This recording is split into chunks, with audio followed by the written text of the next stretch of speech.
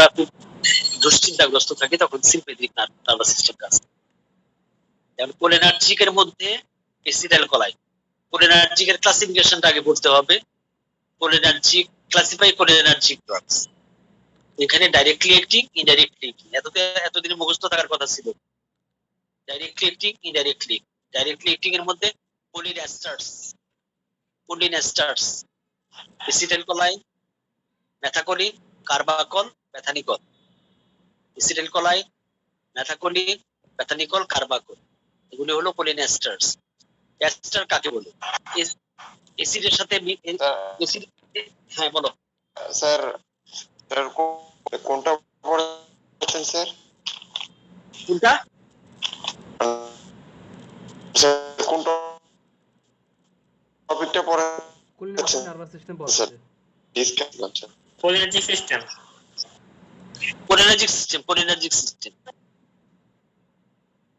আচ্ছা, ফাদের নেটওয়ার্কে ডিস্টার্ব করতেছে। হ্যাঁ জি স্যার, নেটওয়ার্ক ডিস্টার্ব করতেছে। তো এখন ফাদের কথা আমিও বুঝতেছি না, কারণ যারা বুঝতেছো ফাদ কি বলতে চায় আমাকে একটু বুঝাই দিও যদি ফাদ কিছু বলে। ঠিক আছে? জি স্যার। তাইলে কোলিনেস্টার্স অ্যালকালির সাথে অ্যাসিডের সাথে অ্যালকালির বিক্রিয়ায় লবণ এবং পানি উৎপন্ন হয়। এরকম ভাবে অ্যাসিডের সাথে অ্যালকোহলের বিক্রিয়ায় এস্টার এবং পানি উৎপন্ন হয়। অ্যাসিডের সাথে অ্যালকোহলের বিক্রিয়ায় যেটা উৎপন্ন হয় তাকে বলা হয় এস্টার। হ্যাঁ, এস্টার একটা লবণের মতো। তাইলে কোলিনেস্টার্স যারা অ্যাসিডের সাথে এই অ্যালকালির বিক্রিয়ায় তৈরি হয়েছে, অ্যালকোহলের বিক্রিয়া তৈরি হয়েছে, অ্যাসিডের সাথে অ্যালকোহলের বিক্রিয়া তৈরি হয়েছে। এসিটাইলকোলাইন, মেথাকোলিন, মেথানিকল, কার্বাকল, এগুলো হলো তোমার কোলিনেস্টার্স। তারপরে আসো পলিনোমাইমেটিক অ্যালকালয়েড। পলিনোমাইমেটিক অ্যালকালয়েড মানে কি? এসিটাইলকোলাইন যেভাবে কাজ করে, মাইমেটিক মানে হলো অনুসরণ করা, নকল করা। এসিটাইলকোলাইন যেভাবে কাজ করে এই অ্যালকালয়েড গুলি সেভাবে কাজ করে। অ্যালকালয়েড কাকে বলে? এরা অ্যালকালির মতো কিন্তু অ্যালকালি না। এরা অ্যাসিডের সাথে বিক্রিয়া করে লবণ উৎপন্ন করে কিন্তু পানি উৎপন্ন করে না। অ্যাসিডের সাথে বিক্রিয়া করে লবণ উৎপন্ন করে কিন্তু পানি উৎপন্ন করে না, এই জন্য এটাকে বলা হয় অ্যালকালয়েড। হ্যাঁ, পলিনোমাইমেটিক অ্যালকালয়েড। মাস্কারিন, নিকোটিন, অ্যারিকোলিন, লোবেলিন, মাস্কারিন, নিকোটিন, অ্যারিকোলিন, পাইলোকার্পিন, এগুলি হলো তোমার পলিনোমাইমেটিক অ্যালকালয়েড। অ্যারিকোলাইন পাওয়া যায় হলো সুপারিতে। এরিকা শব্দের অর্থ হলো সুপারি। এরিকা মিন্স সুপারি। ঠিক আছে? মাশরুম, ব্যাঙের ছাতার মধ্যে পাওয়া যায় মাস্কারিন। নিকোটিন পাওয়া যায় টোবাকো, সিগারেটের মধ্যে পাওয়া যায় নিকোটিন। ঠিক আছে? এই অ্যালকালয়েড অ্যারিকোলিন, মাস্কারিন, নিকোটিন, পাইলোকার্পিন, এগুলি হলো পলিনোমাইমেটিক অ্যালকালয়েড। ঠিক আছে? গেল পলিনোমাইমেটিক অ্যালকালয়েড। এটা গেল ডাইরেক্টলি অ্যাক্টিভ। স্যার পাইলোকার্পিনটা কোথায় পাওয়া যায় বললেন? পাইলোকার্পিন কোথায়? পাইলোকার্পিন একটা শিং জাতীয় একটা বীজের মধ্যে, ইয়ার মধ্যে পাওয়া যায়, গাছ থেকে পাওয়া যায়। পাইলোকার্পিন বলি না আমি, এরিকোলিন বলছি। এরিকোলিন পাওয়া যায় হলো কে? সুপারি। সুপারি মিন্স এরিকা। আর ব্যাঙের ছাতা মাশরুম, মাস্কারিন, নিকোটিন, টোবাকো। ঠিক আছে? পলিনোমাইমেটিক অ্যালকালয়েড গেল। তারপর এগুলো ডাইরেক্টলি অ্যাক্টিভ, ইনডাইরেক্টলি অ্যাক্টিভ। এটা ডাইরেক্টলি অ্যাক্টিং কেন বলা হয়? এগুলি রিসেপ্টরের সাথে বাইন্ড করে কাজ করে। মাস্কারিনিক রিসেপ্টর এবং নিকোটিনিক রিসেপ্টরের উপর বাইন্ড করে কাজ করে। মাস্কারিনিক রিসেপ্টর আছে M1, M2, M3, nicotinic receptor আছে NM, NN। হ্যাঁ, মাস্কারিনিক M1 রিসেপ্টর পাওয়া যায় হইল ব্রেইন, হ্যাঁ, স্টমাক, M1। M2 রিসেপ্টর থাকে হার্টে। হার্টের কোথায়? অ্যাসেনোড অ্যাভিনোড, অন্য কোথাও না, অ্যাসেনোড অ্যাভিনোড। M2 receptor. M3 রিসেপ্টর থাকে এক্সোক্রাইন গ্ল্যান্ড এবং এন্ডোথেলিয়ামের মধ্যে থাকে M3 রিসেপ্টর। ঠিক আছে? NM রিসেপ্টর থাকে হলো নিউরোমাসকুলার জাংশন। NN রিসেপ্টর থাকে হলো অটোনমিক গ্যাংলিয়া। হ্যাঁ বলো।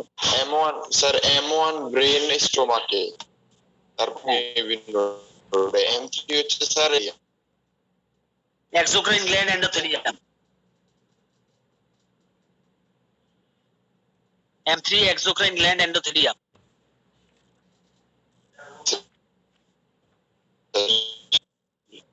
M2 থাকে হইলো হার্টের অ্যাসেনোড অ্যামিনোডে।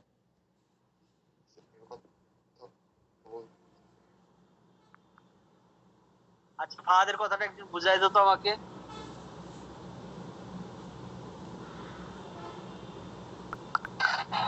আর ওর ডিস্ট্রিবিউশন গুলো একটু আবার বলতে হচ্ছে যে M2 M3 ইয়া রিসেপ্টরের ডিস্ট্রিবিউশন।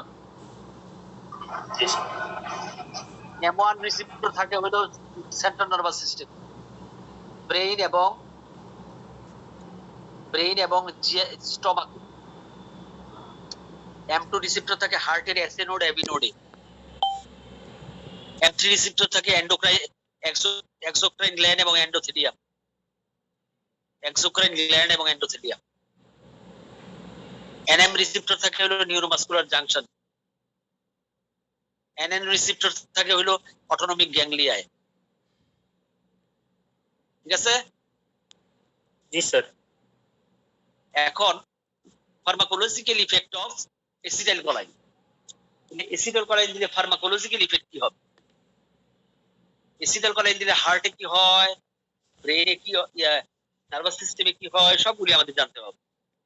অ্যাসিটাইলকোলাইন দিলে হার্টে কি হয়? হার্ট রেট কমে যায়। হার্টে হ্যাঁ হার্ট রেট কমে স্যার।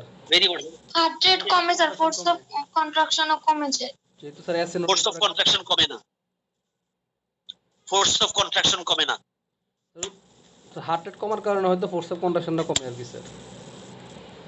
হার্ট রেটের সাথে ফোর্স অফ কন্ট্রাকশন সম্পর্ক? স্যার অ্যাসেনোড থেকে স্টিমুলেশন যাওয়ার কারণে তো স্যার হার্টটা ইয়া করে স্যার, ফোর্স অফ কন্ট্রাকশন হয় স্যার। রেট ফ্রিডম এবং ফোর্স অফ কন্ট্রাকশন এক জিনিস না। জি স্যার। ফোর্স অফ কন্ট্রাকশন কমে না, কারণ ভেন্ট্রিকুলার মাসলে তো হচ্ছে স্যার রিলেটেড হচ্ছে length of the cardiac muscle ফাইবারের সাথে স্যার। কার্ডিয়াক সাথে তো স্যার ফোর্স অফ কন্ট্রাকশনের কোনো সম্পর্ক নেই। তার মানে এখানে হার্ট রেট কমবে। ফোর্স অফ দা কন্ট্রাকশন যদি কমে বলো তাহলে ভেন্ট্রিকুলার না, অ্যাট্রিয়ামের মাসকারিনিক রিসেপ্টর M2 রিসেপ্টর অ্যাট্রিয়ামে থাকে, ভেন্ট্রিকুলে থাকে না। ভেন্ট্রিকুলার মাসল ফাইবারে কোনো M2 রিসেপ্টর নাই যে ফোর্স অফ কন্ট্রাকশন বাড়াবে, মানে কমাবে। মানে এখানে যেটা হয় সেটা হলো হার্ট রেট কম। M2 রিসেপ্টর স্টিমুলেটেড হলে হার্ট রেট কম। হ্যাঁ, ফোর্স অফ কন্ট্রাকশন কিছু না, তেমন কিছু হয় না। ফোর্স অফ কন্ট্রাকশন হয় না, যদিও বলা হয় যে যদি বলো ফোর্স অফ কন্ট্রাকশন কমে তাহলে অ্যাট্রিয়ামে, ভেন্ট্রিকুলার M2 রিসেপ্টর থাকে। ঠিক আছে?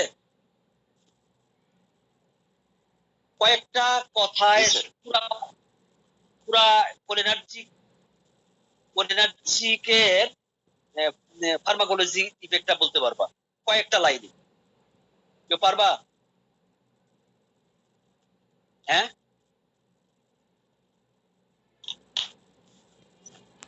হ্যাঁ স্যার বুঝিনি আপনার কথা। কয়েকটা কথায়, মানে মোট কথা হইলো আমরা কয়েকটা লাইন বলবো তাতে সম্পূর্ণ যে কোলিনার্জিক অ্যাসিটাইলকোলাইনের ফার্মাকোলজি চলে আসবে, ফার্মাকোলজিক্যাল ইফেক্ট চলে আসবে। Muscarinic effect. It causes contraction of all the smooth muscles of the body except those in sphincter and blood vessels. আমার কথা বুঝছো? যত স্মুথ মাসেলস আছে বডির এটা সবগুলি কন্ট্রাকশন করবে এক্সেপ্ট স্ফিংটার এবং blood vessels. It depress all the activities of the heart except refractory period and conduction velocity. Conduction velocity বলার দরকার নেই, refractory period বললে হবে। It decrease all the activities of the heart except refractory period. Refractory period বাড়ায়, বাকি সবগুলি কমায়। মানে হলো ফোর্স অফ দা কন্ট্রাকশন কমাবে, তবে সেটা অ্যাট্রিয়ামে নট ভেন্ট্রিকুলার, এবং এটা সিগনিফিকেন্টও না। ফোর্স অফ দা কন্ট্রাকশন যে কমাবে সিগনিফিকেন্টও না। It increase all exocrine secretion, সমস্ত সিক্রেশন বেড়ে যাবে। হ্যাঁ, it causes mental না এগুলি দরকার নাই, তুমি বলবা যে সিএনএসি কি করে, সিএনএসি স্টিমুলেশন ফলোড বাই ডিপ্রেশন, প্রথমে স্টিমুলেশন হবে ফলোড বাই ডিপ্রেশন, পরে আস্তে আস্তে ডিপ্রেসড হয়ে যাবে ব্রেন। এনে এর হলো মাসকালিনিক ইফেক্ট। নিকোটিনিক ইফেক্ট কি করবে? It maintains the tone and contraction of the skeletal muscles. হ্যাঁ, followed by paralysis. প্রথমে কন্ট্রাকশন বা টোন এবং কন্ট্রাকশন বাড়বে স্কেলেটাল মাসেল, এবং আরো যদি দিতে থাকো তাহলে এটা ইফেক্টটা কি হবে? প্যারালাইসিস হয়ে যাবে। It stimulates adrenal medulla. Adrenal medulla K stimulate করে, release adrenaline. Stimulate autonomic ganglia, release autonomic neurotransmitter. এই ফার্মাকোলজিক্যাল ইফেক্ট শেষ টোটাল। স্যার মাসকালিনিক ইফেক্টটা আরেকবার বলুন sir. It contracts all the smooth muscles of the body except blood vessels and sphincter. It decreases all the activities of the heart except the refractory period. It increases all exocrine secretion. আমি কোন গ্ল্যান্ডের বলতেছি না, আমি as a whole বলে যেতেছি, এটা দিয়ে তুমি যেখানে এরকম পাইবা ওইটা ফার্মাকোলজিক্যাল ইফেক্ট ওরকম দিও। তারপরে সিএনএসি কি করবে? স্টিমুলেশন ফলোড বাই ডিপ্রেশন, প্রথমে স্টিমুলেশন তারপরে ফলোড বাই ডিপ্রেশন, পরে ডিপ্রেসড হয়ে যাবে। বুঝছো? জি স্যার। জি স্যার। নিকোটিনিক কি হবে? নিকোটিনিক ক্যানাম রিসেপ্টর স্টিমুলেটেড হলে মাসেল কন্ট্রাকশন ভালো হবে, স্কেলেটাল মাসেলে কন্ট্রাকশন করবে, টোনও বাড়বে। আর যদি বেশি দেই তাহলে প্যারালাইসিস হবে। অ্যাসিডেন্টাল ইফেক্ট যদি বেশি হয় তাহলে প্যারালাইসিস হবে। অটোনমিক গ্যাংলিয়াতে স্টিমুলেট করলে অটোনমিক নিউরোট্রান্সমিটার রিলিজ হবে। অ্যাড্রেনাল মেডালাতে স্টিমুলেট করলে কি হবে? অ্যাড্রিনালিন সিক্রেশন হবে স্যার। স্যার অ্যাড্রেনালিন রিলিজ হবে। গুড, অ্যাড্রেনালিন রিলিজ হবে। এখন আমরা আসি উপর থেকে নিচে। এটা কি ডিটেইলস বলার দরকার আছে? কি কি হবে, চোখে কি হবে, আস্তে আস্তে না কি হবে সবই তো জানো তোমরা। জি স্যার। জানো না? হ্যাঁ স্যার, তাহলে কি আমরা অ্যাসিটাইল কোলিন দিলে স্যার অ্যাড্রিনালিন রিলিজ হবে স্যার? যদি অ্যাসিটাইল কোলিন দেই অবশ্যই রিলিজ করে দিলে অ্যাড্রেনালিন রিলিজ হইতে যে নার্ভটা আছে সেটা কোলিনার্জিক না? জি স্যার। হ্যাঁ, তাইলে আমরা কি ক্লিনিক্যালি অ্যাসিটাইল কোলিন ইউজ করি স্যার? না, ক্লিনিক্যালি কখনো অ্যাসিটাইল কোলিন ব্যবহার করি না। কারণ আছে, এইটাই একটা কোশ্চেন, এটা কোশ্চেন আছে কেন ক্লিনিক্যালি অ্যাসিটাইল কোলিন ব্যবহার করা হয় না? অ্যাসিটাইল কোলিন অল্প কিছুক্ষণ থাকে, এটা একটা এস্টার, এটা অল্প কিছুক্ষণ থাকে, এই 2-3 মিনিট থাকবে, এবং এটা ওয়াটার সলিউবল, এটা মুখে খাওয়া যাবে না, এটা ইনজেকশন দিতে হবে। তাহলে ডেইলি যদি 1 মিনিট পর পর ইনজেকশন দিতে যায় তাহলে রোগী শেষ, এবং এটা দেওয়া যাবে না। এবং এটার ইফেক্টটা ব্লাড প্রেসার, মনে করে যে ব্লাড প্রেসারের ওষুধ হিসেবে আমরা দিতে চাই, কিন্তু ব্লাড প্রেসার কমায়, যদি দিতে চাই তাহলে কি অসুবিধা হবে? ব্লাড প্রেসার কমবে কিন্তু আর যে হাজার হাজার কাজ করবে, সিক্রেশন বেড়ে যাবে, স্যালাইভেশন বেড়ে যাবে, ল্যাক্রিমেশন বেড়ে যাবে, এত সাইড ইফেক্ট হবে যে আমাদের এই ওষুধ ব্যবহার করার কোনো দরকার নেই, এই জন্য আমরা ব্যবহার করি না। তারপর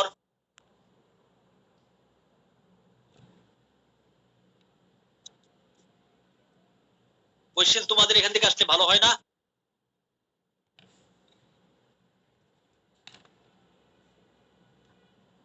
বলো।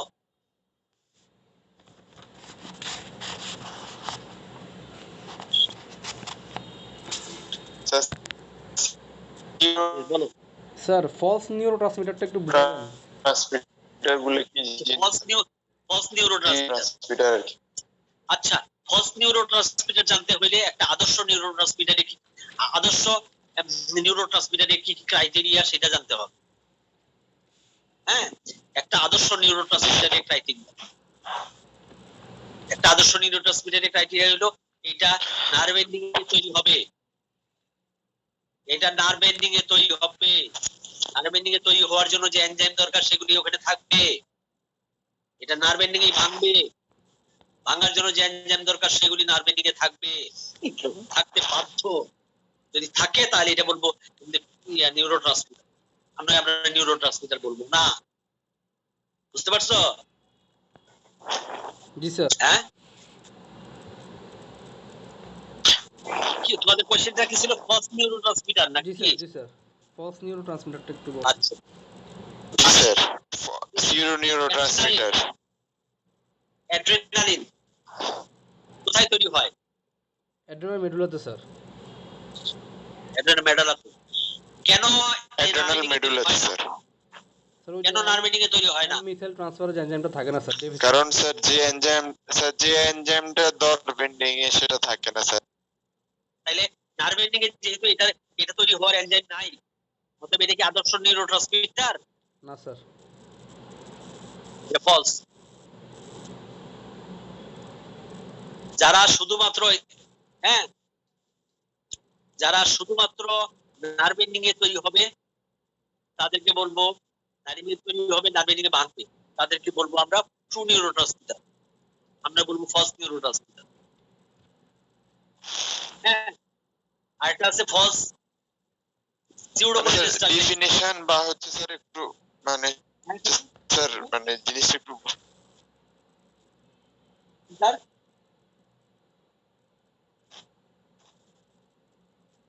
হ্যালো, জি স্যার। কোশ্চেনটা বলো, কি কোশ্চেনটা বলছো?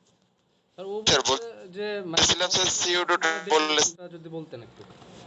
স্যার ভালো স্যার। কিন্তু আমি কথা বুঝতেছি না, চলে যাচ্ছে। স্যার ফাহাদ বলছে যে ফলস নিউরোট্রান্সমিটারের ডেফিনিশনটা যদি একটু বলতেন। এই তো বললাম যে ট্রু নিউরোট্রান্সমিটারের ক্রাইটেরিয়ার মধ্যে যারা পড়ে না তারাই ফলস। একটা আদর্শ নিউরোট্রান্সমিটারের যে ক্রাইটেরিয়া থাকা দরকার এটার মধ্যে না পড়লে এটা ফলস। এটা যদি এখানে তৈরি না হয় তাহলে এটা ফলস। মনে হয় তৈরি হয় কিন্তু ভাঙে না, তাইলেও ফলস। তৈরি হয় কিন্তু ভাঙে না, এটাও ফলস। বুঝতে পারছো? জি স্যার। তারপর বলো স্যার মাইস্থেনিয়া গ্রেভিসটা একটু বললে স্যার ভালো হয় আর কি, কোরিনার্জিক নার্ভাস সিস্টেমের রিলেটেড। মাইস্থেনিয়া গ্রেভিস। আচ্ছা,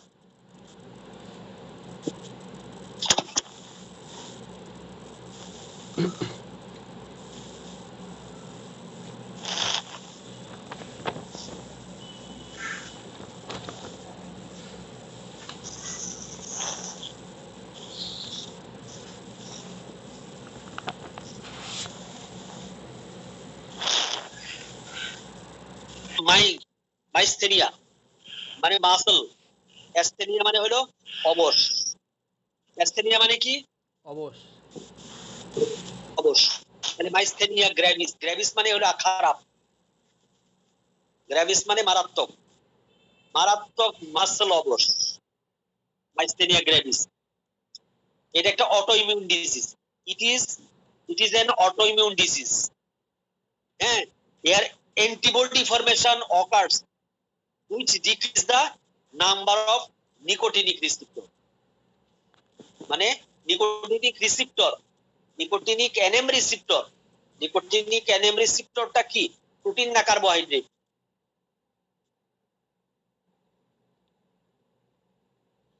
হ্যাঁ, প্রোটিন। প্রোটিন, যে কোনো রিসেপ্টরই প্রোটিন। তাহলে প্রোটিন যদি থাকে তাইলে এই তোমার শরীরের প্রোটিন, তোমার শরীরের প্রোটিনের এগেইনস্টে কখনো অ্যান্টিবডি তৈরি হয়? নিজের শরীরের প্রোটিনের এগেইনস্টে অ্যান্টিবডি কখনো তৈরি হয়? হয় না। না স্যার। হ্যাঁ, যদি তোমার শরীরের অ্যান্টিবডি মানে শরীরের প্রোটিনকে নষ্ট করার জন্য যদি অ্যান্টিবডি তৈরি হয় এটাকে বলা হয় auto immune disease, auto immunity. Chhatra League দুই লীগের মানে ছাত্রলীগের দুই গ্রুপের মধ্যে মারামারি, এটা কি হওয়ার কথা ছিল? না স্যার। এটা কি হওয়ার কথা ছিল? এটা নিজেদের মধ্যে মারামারি, নিজের ঘরের মধ্যে মারামারি। এইটাকে বলা হয় অটো ইমিউন ডিজিজ। তার মানে হইলো এনএম রিসেপ্টর গুলি এগেইনস্টে অ্যান্টিবডি তৈরি হয়, এনএম রিসেপ্টর সব ডেস্ট্রয় হয়ে যায়। আর এনএম রিসেপ্টর যদি ডেস্ট্রয় হয় তাহলে এসিটাইলকোলাইন কি মাসেল কন্ট্রাকশন করতে পারবে? হ্যাঁ, না স্যার। করতে পারবে না। তাহলে ক্লিনিক্যাল ফিচার কেমন হবে? মাসেল সব উইক, তো চোখ, অরবিকুলারিস ওকুলিস, চোখের চারপাশে যে মাসেল আছে এটাকে কি বলা হয়? অরবিকুলারিস ওকুলিস। অরবিকুলারিস ওকুলিস এবং আপার আইলিড, আপার আইলিড কে খোলা রাখার জন্য, চোখ খোলা রাখার জন্য যে মাসেল কাজ করে সেটা তো কাজ করবে না। তাহলে কি হবে? চোখ পড়ে যাবে, টোসিস, চোখ পড়ে যাবে, মানে আপার আইলিড পড়ে যাবে, উড়াই দিতে পারবে না, এটা বলে টোসিস। তাহলে ক্লিনিক্যাল ফিচার কি হবে? টোসিস, ডিপ্লোপিয়া, দুইটা দেখবে, ডাবল ভিশন, কথা বলতে পারবে না, difficulty in speaking and swallowing, difficulty in speaking and swallowing. তারপরে হলো difficulty in movement and respiration, শ্বাস নিতে পারবে না, মুভমেন্ট করতে পারবে না এবং শ্বাস নিতে পারবে না, এবং রোগী মারা যায়। হ্যাঁ, মাইসথেনিয়া গ্রেভিসের জন্য আমরা কি ব্যবহার করি? হ্যাঁ, সার্ভিসিগমাইন। হ্যাঁ, নিওস্টিগমিন, নিওস্টিগমিন, হ্যাঁ, নিওস্টিগমিন। আর এটা কি ব্যবহার করতে পারি? অটোইমিউন ডিজিজ, তার মানে কি অটোমেটিক ইমিউনিটি তৈরি হয়। তাহলে ইমিউনিটি কি বাড়ানো দরকার না কমানো দরকার? কমানো দরকার স্যার। কমানো দরকার, ইমিউনিটি বেশি হয়ে গেছে, নিজের সেলকে নিজে নষ্ট করে ফেলায়। তাহলে ইমিউনিটি কমানো দরকার। ইমিউনিটি কমায় হলো স্টেরয়েড, ইমিউনো সাপ্রেশন করে কি স্টেরয়েড, তাই না? জি স্যার। স্টেরয়েড ব্যবহার করব, ঠিক আছে? স্যার ইন্টারভেনাসলি কোনো ইমিউনোগ্লোবিন দিতে পারি কোনো কারণে? ইন্টারভেনাস ইমিউনোগ্লোবিন কি দেওয়া যায় নাকি স্যার? কেন ইমিউনোগ্লোবিলিন দিবা কেন? তো এটি অ্যান্টিবডি এমনি প্রোডাকশন করতেছে, আবার ইমিউনোগ্লোবিলিন দিবা কেন? জি স্যার। কত অ্যান্টিবডি প্রোডাকশন এমনি করতেছে। হ্যাঁ, স্যার লেখা আছে তো বইয়ে, কেন জিজ্ঞেস করলাম। ইমিউনোগ্লোবিলিন দিব না আমরা, এই নিওস্টিগমিন দিতে পারি, হ্যাঁ, নিওস্টিগমিন দিতে পারি, আর এটা দিতে পারি হলো তোমার স্টেরয়েড। কর্টিকোস্টেরয়েড। তারপর বলো স্যার বায়োট্রান্সফরমেশনে স্যার ফেজ 1 এবং ফেজ 2 স্যার, স্যার এটা এখনো স্যার বুঝতেছি না আর কি স্যার, এই যে কোরিলেট করতে পারতেছি না। এটাকে আমি পড়াইছিলাম? না স্যার আপনি বলেন না স্যার। আচ্ছা ঠিক আছে, আমি বলি। একটু বললে ভালো হয় আর কি স্যার, যেহেতু স্যার রিভিশন। হ্যাঁ ঠিক আছে, শুনো, একটা ড্রাগ শরীর থেকে একটা, এই কার জন্য শব্দ করতেছে, কার এটা শব্দ করে? হ্যাঁ, শুনতেছো এখন? জি স্যার। জি স্যার। একটা ড্রাগ শরীরে কাজ করার পর অবশ্যই এটা বের হয়ে যেতে হবে। জি স্যার। তোমার বাসায় বেডরুমের লাইট নষ্ট হয়ে গেছে, মিস্ত্রিকে ডাকছো, মিস্ত্রি আইসা লাইট ঠিক করে দিচ্ছে, করে দিয়ে ওইখানে বসে রয়েছে, বেডরুমের মধ্যে বসে রয়েছে। কি তোমার কাছে ভালো লাগবে না খারাপ লাগবে? খারাপ লাগবে স্যার। খারাপ। ও আর বের হয় না, ও থাইকেই যাইতেছে, ও বাইরে হয় না। ও কেন বের হয় না? ওর পারিশ্রমিক তুমি দেই নাই স্যার। ওর পারিশ্রমিক দাও নাই, ওর পারিশ্রমিক দেও, ও চলে যাবে। ঠিক আছে, এরকম ভাবে একটা ড্রাগ যখন কাজ করবে, কাজ করার পর তার পারিশ্রমিক দেও, সে চলে যাবে, শরীর থেকে বের হয়ে যাবে, আর সে ওখানে বসে থাকবে, তোমার ডিস্টার্ব করবে। অতএব একটা ড্রাগকে শরীর থেকে বের করে দেওয়া দরকার। বের করে দেওয়ার পদ্ধতিকে বলা হয় metabolic biotransformation. Biotransformation is the process, chemical alteration by which chemical alteration of the drugs to produce lipid soluble drug into water soluble drug suitable for extraction. শরীর থেকে বের হয়ে যাওয়ার জন্য যেমন মিস্ত্রিকে টাকা দিলে চলে যায়, ড্রাগকে সেরকম ভাবে লিপিড সলিউবল ড্রাগকে ওয়াটার সলিউবল করে দিলে বের হয়ে যাবে, এটাই তার স্যার টাকা। আরেকবার স্যার ডেফিনিশনটা স্যার আরেকবার বললে হইতো sir. Biochemical alteration of the drug, biochemical alteration of the drug to convert lipid soluble drug into water soluble, to convert lipid soluble drug into water soluble, suitable for excretion, শরীর থেকে বের হয়ে যাওয়ার সুবিধার্থে, হ্যাঁ আমি যদি খাঁটি বাংলায় বলি, শরীর থেকে বের হয়ে যাওয়ার সুবিধার্থে লিপিড সলিউবল ড্রাগকে ওয়াটার সলিউবল কনভার্ট করা কি বলা হয়? Biotransformation. Biotransformation is the process by which lipid soluble drug is converted into water soluble drug suitable for excretion. ঠিক আছে? জি স্যার। জি স্যার। স্যার ঠিক আছে। বায়োট্রান্সফরমেশনের দুইটা ফেজ, ফেজ 1 এবং ফেজ 2। ফেজ 1 কে বলা হয় নন সিনথেটিক, ফেজ 2 কে বলা হয় সিনথেটিক। কেন নন সিনথেটিক বলা হয়? কারণ ফেজ 1 এর মাধ্যমে ড্রাগের চেঞ্জ হয়, লিপিড সলিউবল ড্রাগটা ওয়াটার সলিউবল হয়ে যায় না, যাইতে পারে কোন কোন ড্রাগ ফেজ 1 ফেজ করে ওয়াটার সলিউবল হয়ে বের হয়ে যেতে পারে, কিন্তু ফেজ 2 তার ফেজ করতে হবে এরকম না। ফেজ 1 এবং ফেজ 2 দুইটাই ফেজ করতে হবে এরকম কোনো কথা নাই।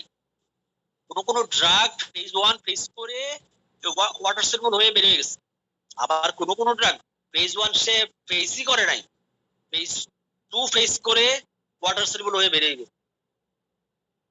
আরেকটা জিনিস মনে রাখবা, কোন ড্রাগ যদি ফেজ 2 ফেজ করে সেটা লিপিড সলিউবল থাকতে পারে না, অসম্ভব, অ্যাবসার্ড। যদি বলো যে ফেজ 2 ফেজ করছে ওয়াটার সলিউবল আছে, এটা অসম্ভব।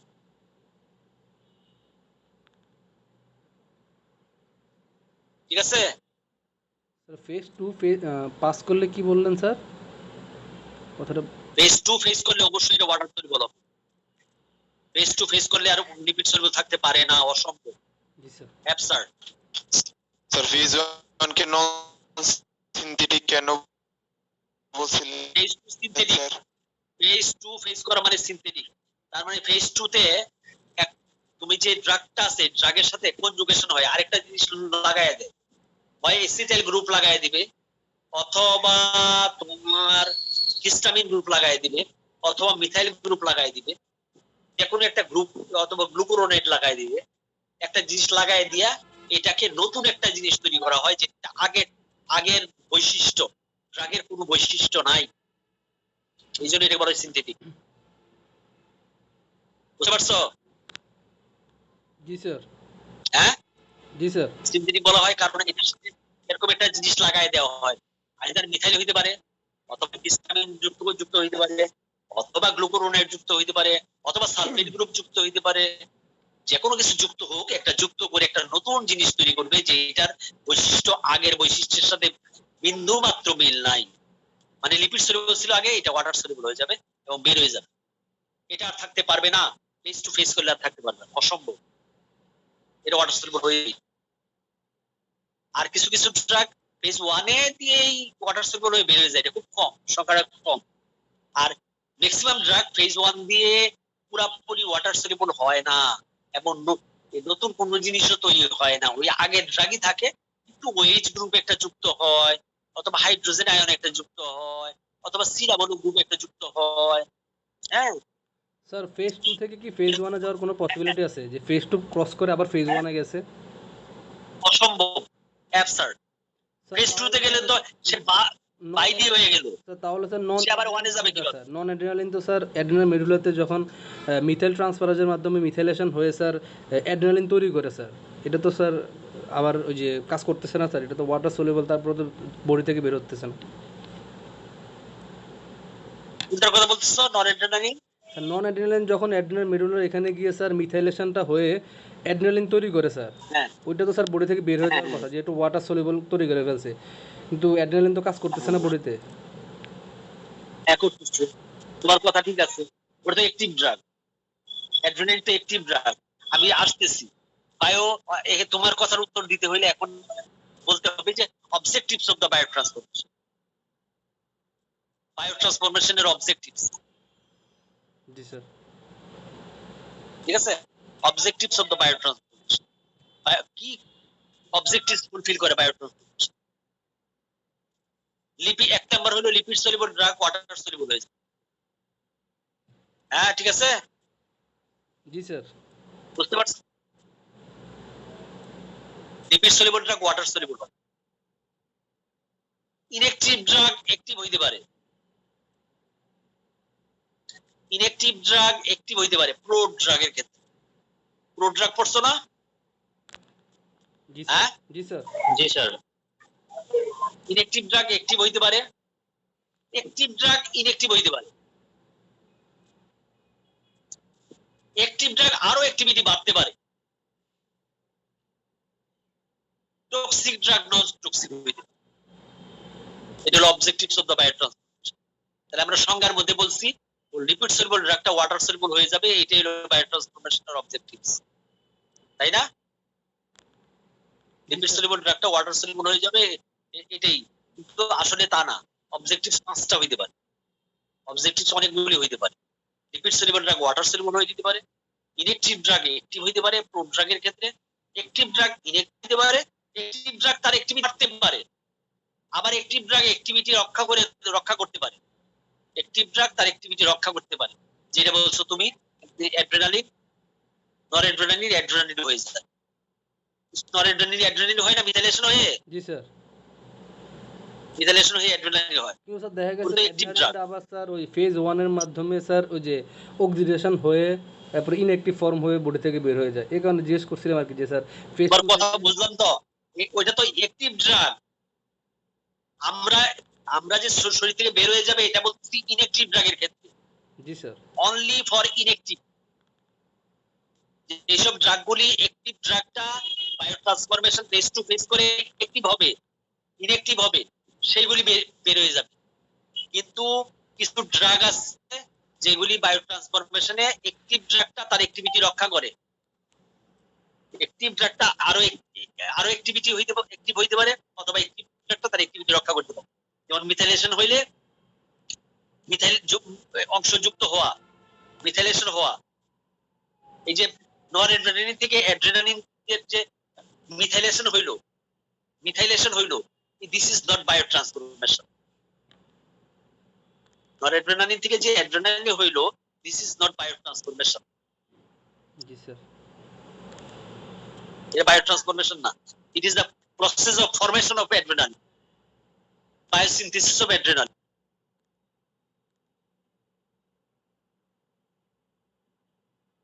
স্যার মাইক্রোফোনটা অফ হয়ে গেছে স্যার।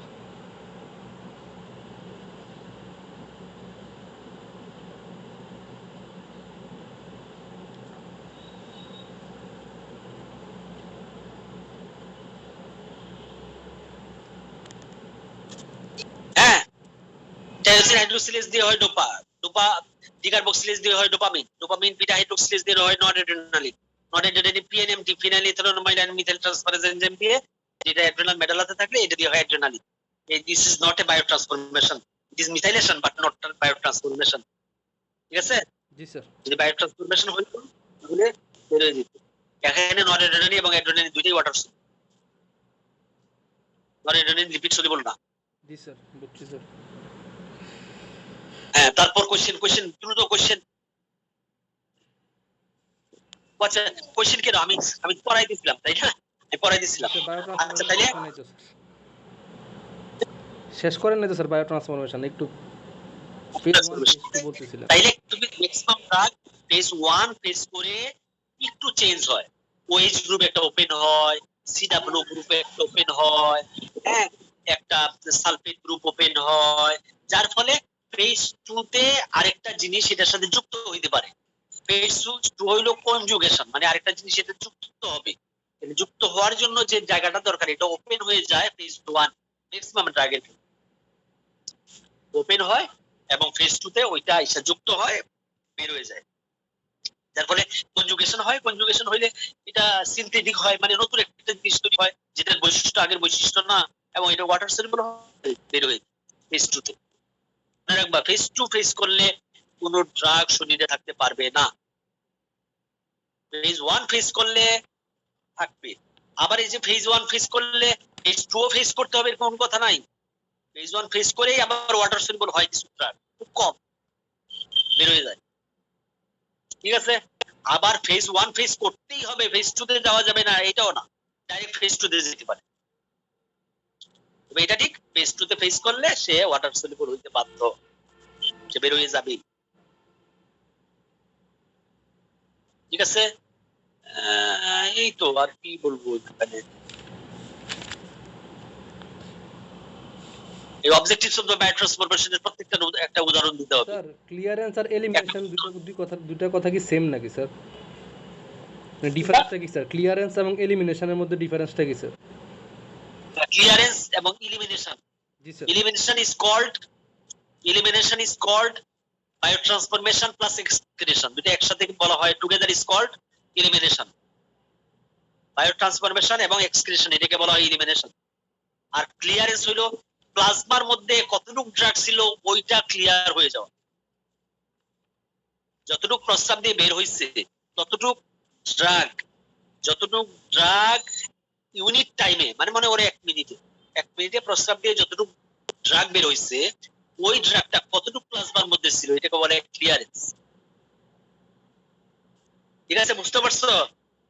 এবং এলিমিনেশন হলো বায়োট্রান্সফরমেশন প্লাস এক্সক্রিশন, দুটোকে একসাথে বলে এলিমিনেশন। তারপর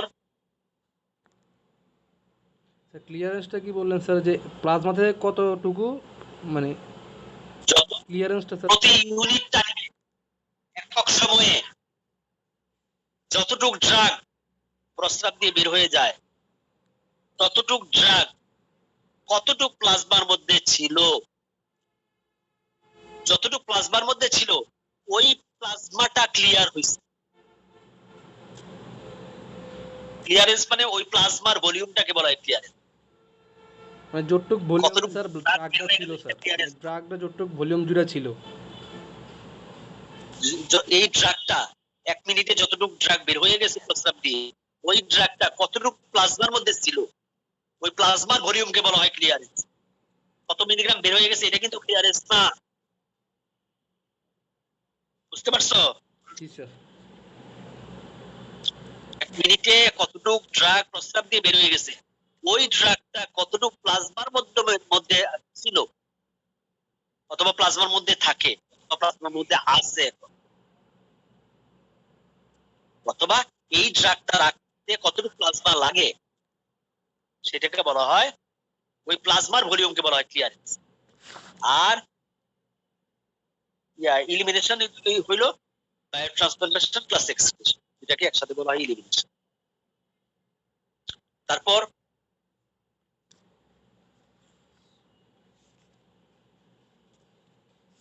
বলো sir auto receptor hetero receptor একটু বুঝিয়ে দিলে ভালো হতো স্যার। কি অটো রিসেপ্টর আর hetero receptor. Auto receptor, alpha 2 receptor is auto receptor, alpha 2 receptor is auto receptor। তার একে দেখাই,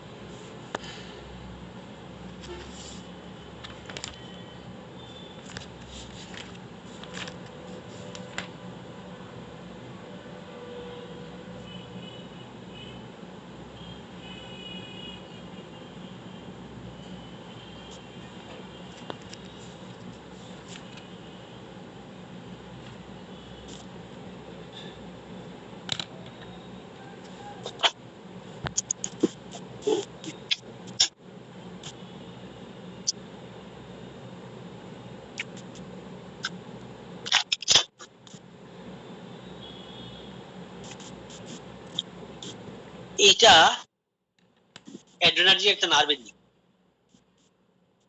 এটা প্রিসিনেপটিক নার্ভ, এটা পোস্ট সিনেপটিক নার্ভ, এটা সিনেপটিক ক্লেফট, এটা সিনেপটিক ক্লেফট। এখানে আলফা 2 রিসেপ্টর থাকে কি? আলফা 2 রিসেপ্টর প্রিসিনেপটিক নার্ভ এন্ডিং এ থাকে না? জি স্যার। হ্যাঁ, প্রিসিনেপটিক নার্ভ এন্ডিং এ। এখানে যদি অ্যাড্রেনালিন রিলিজ হয়, এই অ্যাড্রেনালিন আলফা 2 রিসেপ্টরের সাথে বাইন্ড করবে, বাইন্ড করার ফলে আলফা 2 রিসেপ্টর স্টিমুলেটেড হবে। আলফা 2 রিসেপ্টর স্টিমুলেটেড করলে আলফা 2 রিসেপ্টর হলো GI, G protein compound receptor inhibitor, GI. Alpha 2 receptor stimulated হলে অ্যাড্রেনালিন রিলিজ কমে যাবে, অ্যাড্রেনালিন রিলিজ কমে যাবে। নিজের রিসেপ্টর স্টিমুলেটেড হইলে নিজের সিক্রেশন কমায় দেয়, this is called autoreceptor. বুঝতে পারছো? হ্যাঁ, জি স্যার। নিজের নিজের সিক্রেশন বেশি হলে নিজের রিসেপ্টর স্টিমুলেটেড হয়ে নিজের সিক্রেশন কমায় দেয়, এটাকে বলা হয় auto receptor. Alpha 2 receptor is auto receptor. ঠিক আছে, তারপর আর কি জানতে চাইছিলে বলছিলা? আর hetero receptor. Hetero receptor, heterotropic interaction, heteroceptors, one type of neuron but another type of receptor. Adrenergic receptor in cholinergic nerve ending, cholinergic receptor in adrenergic nerve ending. This is called heteroreceptor, heteroceptor. বুঝতে পারছো? না sir, আরেকবার বলেন।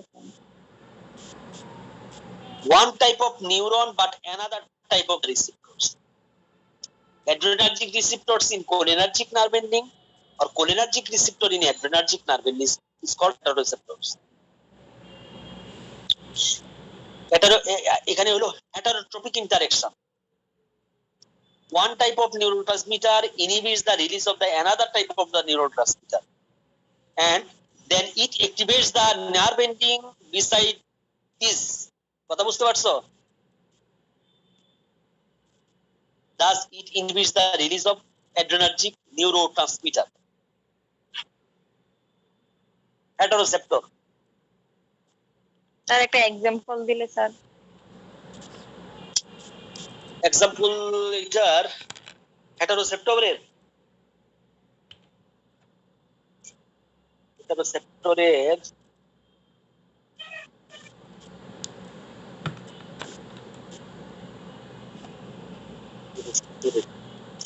যদি কোথাও তোমার মানে মোট কথা এটাই হলো acetyl choline, cholinergic nerve ending, cholinergic nerve ending, এখানে যদি অ্যাড্রেনার্জিক রিসেপ্টর থাকে, nerve ending cholinergic, acetyl choline release হবে, এরপরে অ্যাড্রেনার্জিক মানে আলফা আলফা রিসেপ্টর অথবা বিটা রিসেপ্টর যদি থাকে, তাহলে এইটা মানে ওইটা যদি স্টিমুলেটেড হয়, ওই রিসেপ্টর যদি স্টিমুলেটেড হয়, অন্য রিসেপ্টর হেটারো রিসেপ্টর অন্য রিসেপ্টর যদি স্টিমুলেটেড হয়, তাহলে এর মানে রিলিজ কমায় দিবে। যেমন আলফা 2 রিসেপ্টরের কথা বলছিলাম না, এটা অটো রিসেপ্টর, নিজে রিলিজ হয়ে নিজের রিলিজ কমায় দিচ্ছে, অটো রিসেপ্টর। আর হেটারো রিসেপ্টর নিজে রিলিজ হইলো, অন্য রিসেপ্টরের সাথে বাইন্ড হয়ে নিজে রিলিজ কমে দিচ্ছে। আমার কথা বুঝতে এখন ক্লিয়ার? জি স্যার, এখন ক্লিয়ার স্যার। নিজে রিলিজ হইলো, অন্য রিসেপ্টরের সাথে বাইন্ড হইলো, নিজে রিলিজ কমে গেল, এটাকে বলা হয় হেটারো রিসেপ্টর। আর অটো রিসেপ্টর হইলো নিজে রিলিজ হইলো, নিজে রিসেপ্টরের সাথে বাইন্ড হয়ে নিজে রিলিজ কমে গেল। বুঝতে পারছো? জি স্যার, বুঝতে পারছি স্যার। জি স্যার। আচ্ছা, তারপর বলো, তারপর কোশ্চেন বলো, কোশ্চেন। স্যার আমাদের টিউটোরিয়াল ক্লাস আছে স্যার। আচ্ছা, তাহলে নেক্সট ক্লাসে কি পড়বো বলো? স্যার অটোনমিক নার্ভাস সিস্টেমটা স্যার আমরা এই অ্যাড্রেনার্জিক পড়বো স্যার। আচ্ছা ঠিক আছে, ঠিক আছে, ভালো করে পড়ো। পরীক্ষা কবে ম্যাডাম বলছে কিছু? স্যার আনুমানিক 25-এর পরে হবে স্যার, এর আগে হওয়ার সম্ভাবনা নাই স্যার। কেন, কোর্স শেষ হয়ে গেছে না আমাদের? না স্যার, আমাদের মাইক্রোবায়োলজিতে স্যার এখনো 12টা আইটেম 10-12টা করে আইটেম বাকি আছে স্যার। আরে এই মাসের 25 তারিখ তো, আজকে কত তারিখ? জি স্যার, মাইক্রোবায়োলজি এর জন্য স্যার তাড়াহুড়ো করতেছে। সমস্যা হচ্ছে কি স্যার, ফার্মাকোলজি এবং যে ছিল এই প্যাথোলজি, ওনারা তো আমাদের থার্ড ইয়ার থেকে স্যার ক্লাস নিচ্ছে। তো কিছু কিছু টপিক তো স্যার আগে পড়ানো হয়েছিল, জাস্ট ওগুলো একবার পড়ানোর কারণে আমাদের জন্য সুবিধা হয়েছে। কিন্তু মাইক্রোবায়োলজিতে স্যার থার্ড ইয়ারে বা গত বছর আমাদের ক্লাস হয় নাই, শুরুই হয়েছে স্যার এই বছরের এপ্রিল থেকে স্যার। আচ্ছা, টিচার 2019 এবং জি স্যার, আর টিচারও চলে গেছে, ম্যামও কোভিডে আক্রান্ত হয়েছিল মাঝখানে, এই টিচার চলে গেছে, একজন প্রফেসর দিয়ে স্যার ডিপার্টমেন্টাল চালাইতে হইতেছে গত 4-5 মাস। সামিয়া কি কোভিড হয়েছিল নাকি? সামিয়ার কোভিড হয়েছিল?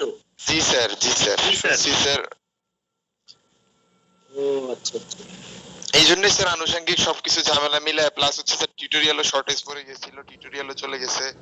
তো টিউটোরিয়াল প্রফেসর সব চলে যাওয়াতে হচ্ছে স্যার মাইক্রোবায়োলজি ডিপার্টমেন্ট একটু পিছিয়ে গেছে আর কি। তার উপর ওনারা এই বছর শুরু করছে এপ্রিল থেকে। আইটেমও স্যার প্রায় 34-35টা আইটেম স্যার। এই জন্য সমস্যা হয়ে গেছে, ঈদের বন্ধ দুইটাই। তিনটে একসাথে পরীক্ষা নেওয়ার কি দরকার? আমরা আলাদা আলাদা পরীক্ষা নিলাম, আমরা সেকেন্ড টার্ম শুরু করে দিতে পারতাম।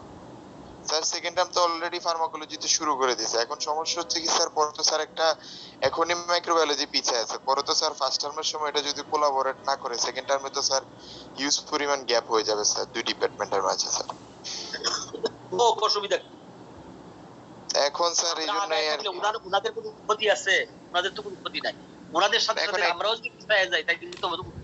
এখন ম্যাম রিকোয়েস্ট করছিল আর কি, যে পরীক্ষাটা তো 15 তারিখে নেওয়ার কথা ছিল, 10-12 দিন পেছায় 25 তারিখ বা এরকম নিয়ে যেতে, তো সেজন্যই আর কি স্যার। আচ্ছা ঠিক আছে, পরীক্ষা নেওয়ার পরে আমরা একটা কাজ করতে পারি না? হ্যাঁ, সেটা হলো যে সেকেন্ড টার্মটা শুরু করে দিতে পারি। তোমরা একটু বুঝলা জিনিসটা, লাগায় রইলাম আমরা, যদি তোমাদের অসুবিধা না হয় আর। আচ্ছা তাহলে নেক্সট ক্লাসটা হচ্ছে স্যার আপনার হচ্ছে নেক্সট ক্লাস হচ্ছে সোমবারে স্যার। আপনি চাইলে স্যার যদি অটোনমিক নার্ভাস সিস্টেম অ্যাড্রেনার্জিক একটু পড়ায় স্যার এখন স্যার আপাতত রিভিশনটা করি স্যার, কারণ সেকেন্ড টার্মটা পরে শুরু করেন। তারপর আমি ম্যাডামের সাথে একটু কথা বলে নি, ম্যাডামের সাথে কথা বলে ম্যাডাম যদি এগ্রি করে তাহলে আমরা সেকেন্ড টার্ম শুরু করে দিই। হ্যাঁ, ফার্স্ট টার্ম তো শেষ স্যার, ফার্স্ট টার্মের আগেই ফার্স্ট টার্মের আগে তোমাদের এই ক্লাস তো সেকেন্ড টার্ম যদি শুরু করি আর কি, আপনারা তো কনফার্ম না, যদি শুরু করি তাহলে আমি এমন ভাবে পড়াবো যেন তোমরা জিনিসটা বুঝে থাকো।